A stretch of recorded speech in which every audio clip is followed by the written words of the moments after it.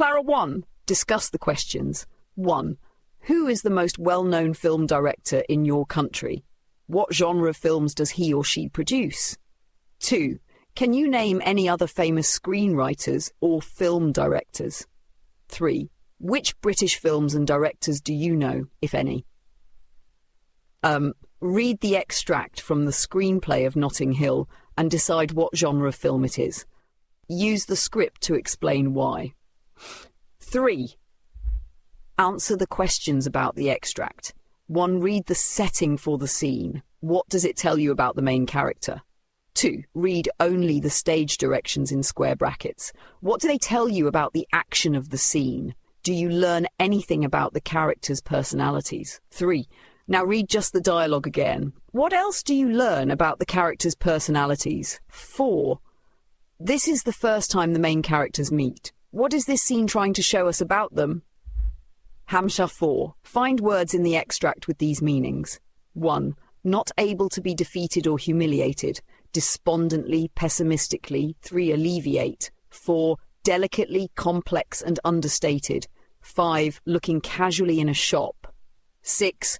See briefly. 7. Appealing, inviting. 8. Unable to think or act properly.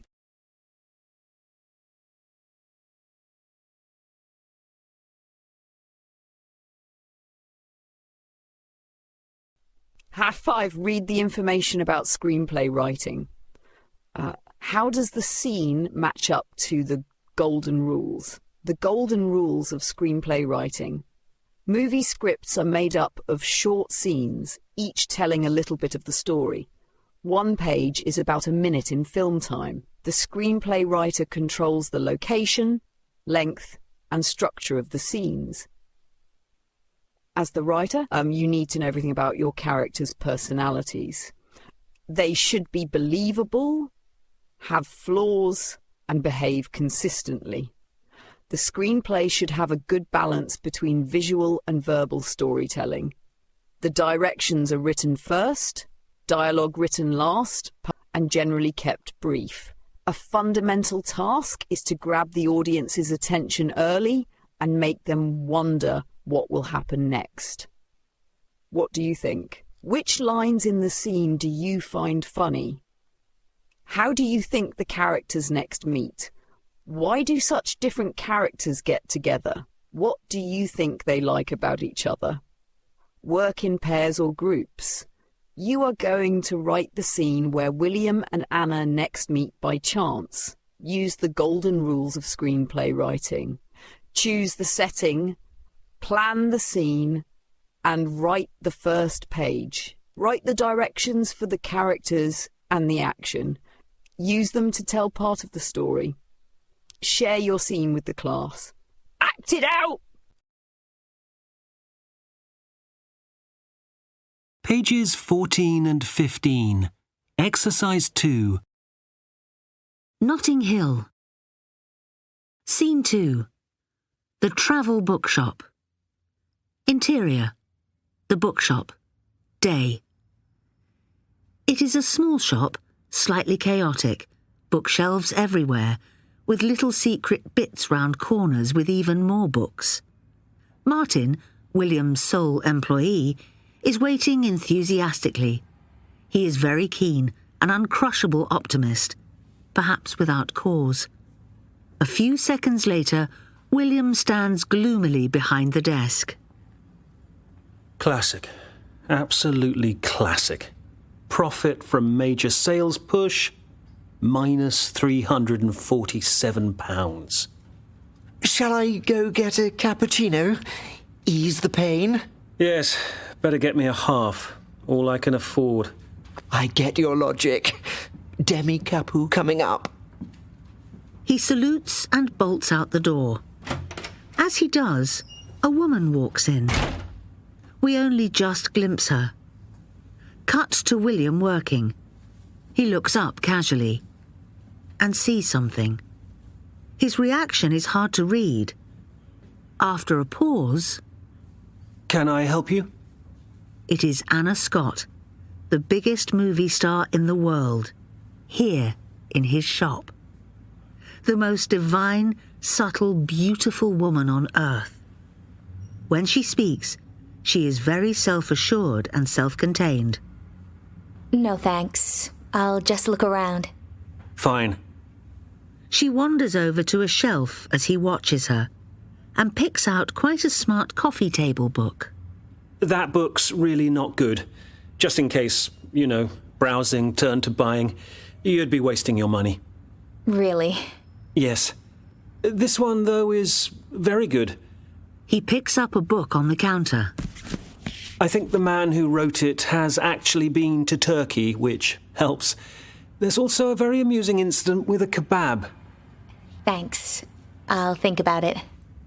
William suddenly spies something odd on the small TV monitor beside him. If you could just give me a second.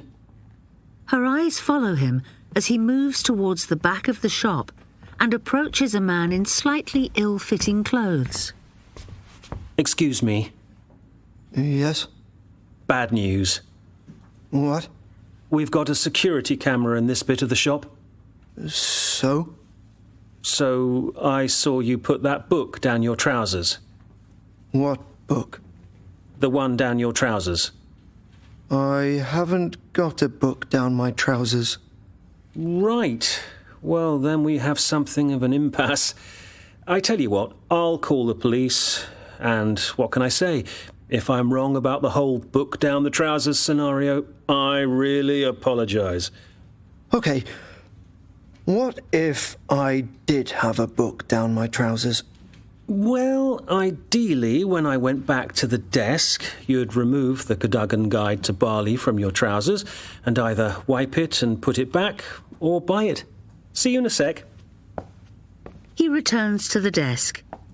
In the monitor, we just glimpse, as does William, the book coming out of the trousers and put back on the shelves.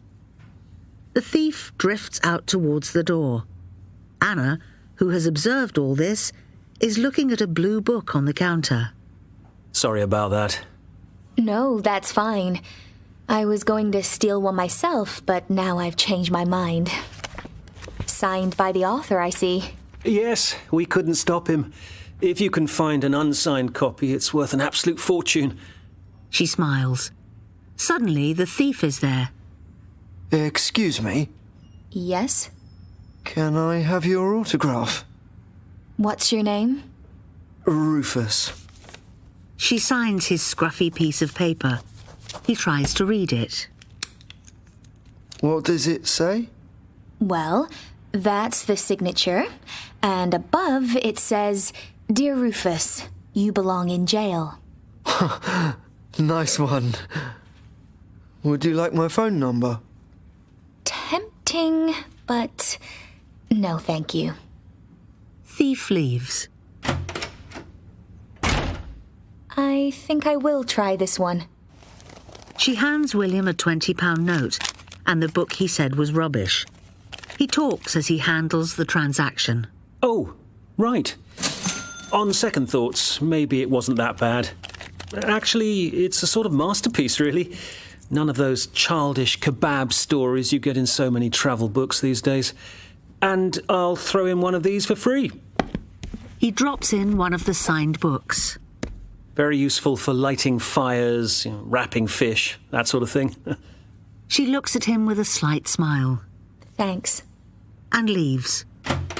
She's out of his life forever. William is a little dazed. Seconds later, Martin comes back in.